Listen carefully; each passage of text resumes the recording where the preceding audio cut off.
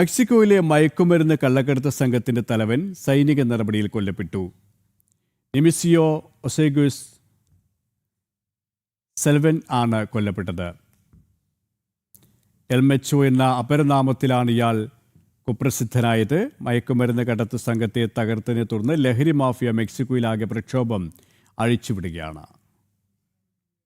നെമിസിയോ ഒസിഗുവേര സെർവൻറ്റെ എന്ന മയക്കുമരുന്ന് കള്ളക്കടത്ത് സംഘത്തലവനാണ് കൊല്ലപ്പെട്ടത്.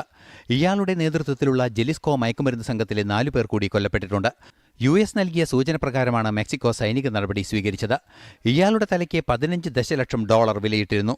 അമേരിക്കയുടെ പിന്തുണയോടെയാണ് മെക്സിക്കൻ സുരക്ഷാ ഉദ്യോഗസ്ഥർ ഇയാളുടെ ഒളിത്താവളം കണ്ടെത്തി ആക്രമണം നടത്തിയത്. സൈനിക നടപടിക്ക് പിന്നാലെ മെക്സിക്കോയിൽ വൻതോതിൽ ആക്രമണം അരങ്ങേറുകയാണ്. ലഹരി മാഫിയ സംഘങ്ങളാണ് കലാപത്തിന് പിന്നിൽ. 250ഓളം ഇടങ്ങളിൽ വ്യാപകമായ തീവെപ്പും ആക്രമണവും നടന്നു.